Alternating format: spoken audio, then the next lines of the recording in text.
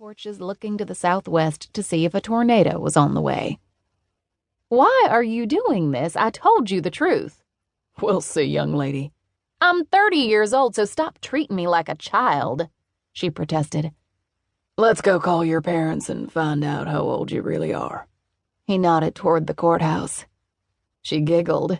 Her mother wasn't ever going to believe this. Neither were Sophie and Kate. In all her 14 years of driving, she'd never even had a speeding ticket, much less been handcuffed and dragged to jail. Leave it to a black cat to cross the street right in front of the sheriff's department and the Shackelford County Courthouse. "You think this is funny?" he said. "Yes, I do. But then you are acting just like a short man, all cocky and jacked up on ego. Never met one who didn't think he had to throw his weight around to show he was just as important as a tall man," she said. He led her across the lawn and into the sheriff's office, then put her into a jail cell and removed the cuffs. "We'll see who's cocky after I make a phone call. What's your parents' number?" She rattled off 2 numbers. "First one is the house, second is Mama's cell. You'll want my stepdad's also. He's retired, but still working for the Air Force at Tyndall Air Force Base in Florida. The office number is..." And she rattled off another number from memory. "I'd give you his cell phone, but he doesn't carry one, much to my mother's dismay." He pulled out a cell phone and dialed the first number on the list.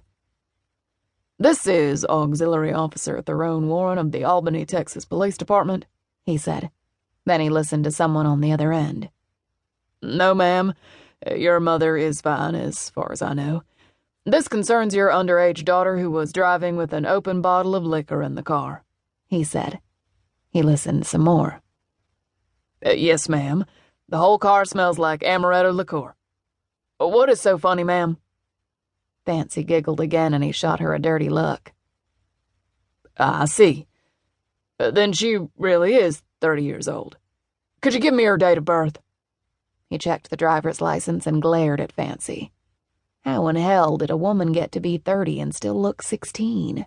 Beauty supply manufacturers would pay her big money to vow that she'd kept her looks by using their products. "Thank you for your cooperation and assistance," Theron said. "So?"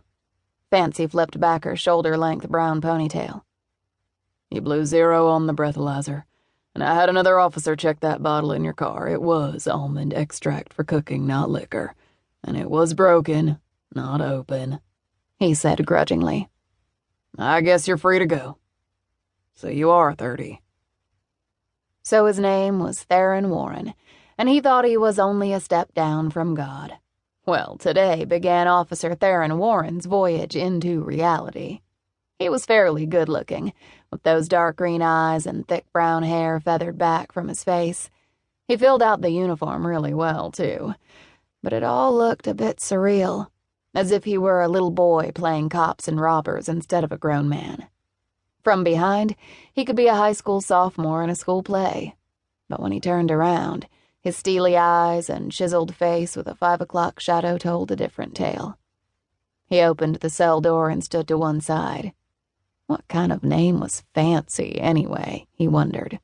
Was her mother a byproduct of the hippie days and high on pot when she had the kid? No decent woman would name a girl Fancy.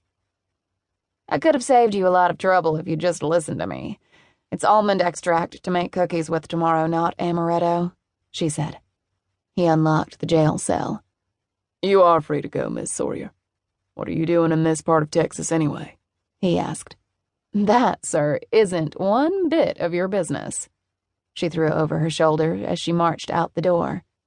He didn't deserve answers about her personal life after he'd cuffed her and taken her to jail. To her surprise, he walked with her all the way out to her car, which was still sitting beside the curb. Then, to her astonishment, he climbed right into his cruiser and followed her.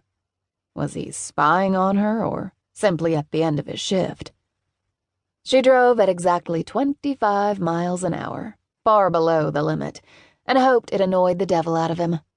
When she pulled into her grandmother's driveway, he sailed by without even looking her way. Just a coincidence, then. He was on his own way home. 2 vehicles were already in the driveway. Sophie McSwain climbed out of the red